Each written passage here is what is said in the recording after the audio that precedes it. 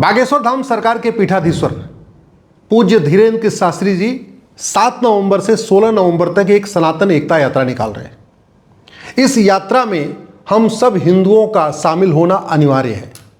मैं खुद भी इसमें शामिल हो रहा हूं, आपसे भी आग्रह कर रहा हूं, आप भी इस यात्रा में आइए, परिवार के साथ आइए, बच्चों के साथ आइए, मित्रों के साथ आइए।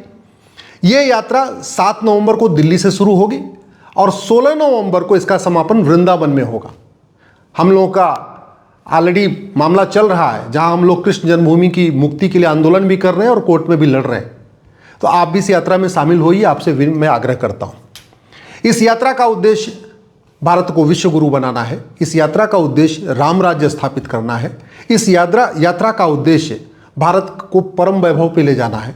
इस यात्रा का उद्देश्य एक हिंदू राष्ट्र की स्थापना है। अब जैसे हिंदू राष्ट्र शब्द आएगा, आप सोचेंगे ये तो हिंदू बात हो गई। भारत की सुप्रीम कोर्ट के 5 जजों की बेंच ने हिंदुत्व को बहुत अच्छी तरीके से समझाया है। हिंदू राष्ट्र का मतलब होता है सबल भारत, साक्षर भारत, संपन्न भारत, स्वाभिमानी भारत, समावेशी भारत, समग्र भारत, शाश्वत भारत। हिंदू राष्ट्र का मतलब है जातिवाद मुक्त भारत, भाषावाद मुक्त भारत, क्षेत्रवाद मुक्त भारत, पंथवाद मुक्त भारत। हिंदू राष्ट्र का मतलब है मजहबी उन्माद मुक्त भारत। हिंदुत्व का मतलब ही होता है वसुधैव कुटुंबकम नारी तो नारायणी यत नारस्तु पूज्यते रमन्ते तत्र देवता। हिंदुत्व हमें सर्वमंगल मांगल्य शिवे सर्वार्थ साधिके सिखाता है, सर्वे भवन्तु सुखिनः सिखाता है।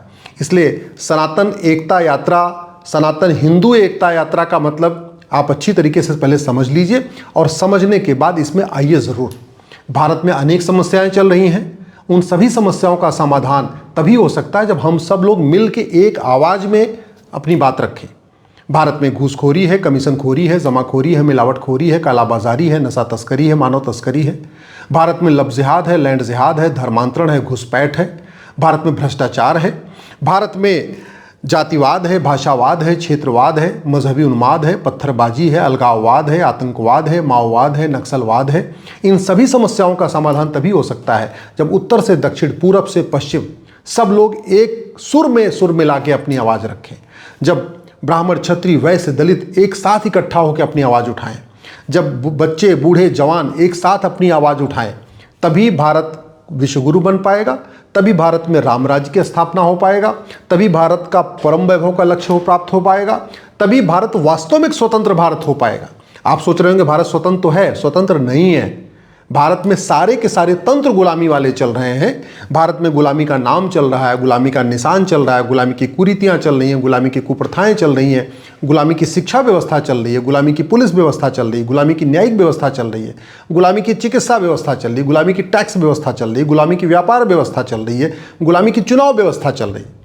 तो कहते हैं हम स्वतंत्र हैं, कोई तंत्र हमारा नहीं है, कोई सिस्टम हमारा अपना नहीं, सारे सिस्टम गुलामी के हैं। गुलामी तो इस हद तक है कि आज भी एयरपोर्ट पे आप जाइए तो जितने भी जहाज हैं उस जहाज के ऊपर आपको लिखा रहेगा, जितने एरोप्लेन हैं सब पे लिखा रहता है वीटी। वीटी का मतलब होता है विक्टोरिया टेरिटरी। तो आज भी हम वास्तव में कागजों पे हम स्वतंत्र हैं, सही मामले में हम स्वतंत्र नहीं हैं। हम कहते हैं भारत संप्रभु राष्ट्र है, लेकिन ये कागजों पे हम संप्रभु राष्ट्र हैं, वास्तव में नहीं है। संप्रभुता का मतलब होता है न गुलामी का नाम हो, न गुलामी का निशान हो, न गुलामी की कुरीतियाँ हो, न गुलामी की कुप्रथाएं हो। तो बागेश्वर धाम सरकार की जो यात्रा निकल रही है, ये सनातन एकता यात्रा, सनातन हिंदू एकता यात्रा, इसका लक्ष्य यही है कि सब लोग संगठित हो जाएं और संगठित होकर एक आवाज़ में आवाज़ मिलाएं। जब यहाँ पे मुगल चले गए तो मुगलों का नियम कानून नहीं चलना चाहिए। जब अंग्रेज चले गए, अंग्रेज़ों का नियम कानून नहीं चलना चाहिए। अब तो यहाँ पे वही नीतियाँ लागू होनी चाहिए जो छत्रपति शिवाजी महाराज ने लागू किया था, जो राजा विक्रमादित्य ने लागू किया था, जो रानी अहिल्याबाई होलकर ने लागू किया था। अब तो यहाँ वही नीतियाँ लागू होनी चाहिए जो हमारे ऋषि महर्षि चाहते थे, जो आचार्य चाणक्य चाहते थे, जो चंद्रगुप्त मौर्य की नीतियाँ थी, वो लागू होनी चाहिए।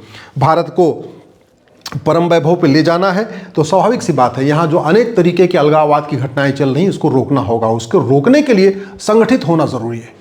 दुनिया में सबसे ज़्यादा लब जिहाद की घटना भारत में हो रही है। 1000 बेटियां पर डे लब जिहाद का शिकार हो रही हैं, यानी साल में 3.5 लाख बेटियां लब जिहाद का शिकार हो रही हैं। ये तभी रुकेगा जब कठोर कानून बनेगा, और कठोर कानून तब बनेगा जब पूरब से पश्चिम, उत्तर से दक्षिण सब लोग जातिवाद, भाषावाद, क्षेत्रवाद छोड़ के उसको ऊपर उठ के राष्ट्रवाद के लिए आवाज़ उठाएंगे, तब जाके ये रुकेगा। दुनिया में सबसे ज़्यादा धर्मांतरण भारत में हो रहा है। 1500 परिवारों का पर डे धर्मांतरण हो रहा है, और वो तभी रुकेगा जब उत्तर से दक्षिण, पूरब से पश्चिम सब लोग मिल के आवाज़ उठाएंगे, तब जाके रुकेगा। दुनिया में सब ज़्यादा लैंड जिहाद भारत में हो रहा है। 40 लाख एकड़ ज़मीन पे वक्फ बोर्ड कब्जा करके बैठा हुआ है। 40 लाख एकड़ ज़मीन पे चर्च और मिशनियाँ कब्जा करके बैठी हुई हैं। लगभग 20 लाख एकड़ ज़मीन पे मज़ार, दरगाह और पक्का कब्रिस्तान बना के उस पर कब्जा किया हुआ है। तो 100 लाख एकड़ ज़मीन पे कब्जा हो रखा है। दुनिया में सब ज़्यादा लैंड जिहाद भारत में है।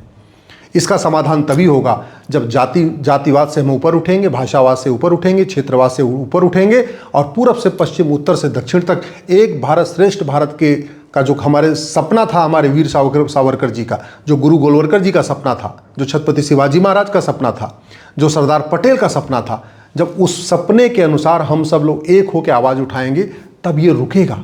भारत में ड्रग का कारोबार चल रहा है, दुनिया में सब ज़्यादा नशे का कारोबार भारत में हो रहा है, वो तभी रुकेगा जब उत्तर से दक्षिण, पूरब से पश्चिम हम लोग एक हो जाएंगे। इसलिए मैं आपसे आग्रह कर रहा हूँ, बागेश्वर धाम सरकार की जो सनातन एकता यात्रा शुरू हो रही है, 7 तारीख से लेकर 16 तारीख तक चलेगी।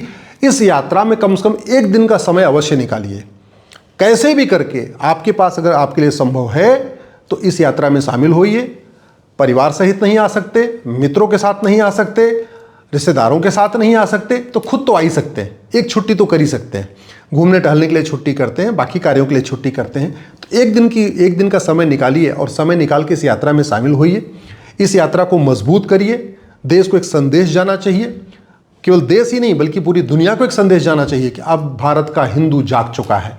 अब वो जातिवाद से ऊपर उठ चुका है, भाषावाद से ऊपर उठ चुका है, क्षेत्रवाद से ऊपर उठ चुका है और अब वो भारत में जितने भी जिहाद, अलगाववाद व कट्टरवाद चल रहे हैं, सबका मुंह तोड़ जवाब देने के लिए तैयार हो चुका है। तो मैं आपसे आग्रह कर रहा हूं, 7 तारीख से लेकर 16 तारीख तक जो सनातन एकता यात्रा निकल रही है, आचार्य धीरेन्द्र शास्त्री जी इस यात्रा को निकाल रहे हैं। बागेश्वर धाम सरकार के सभी मानने वाले इस यात्रा में शामिल हो रहे हैं। आप भी शामिल होइए और इस यात्रा को सफल बनाइए।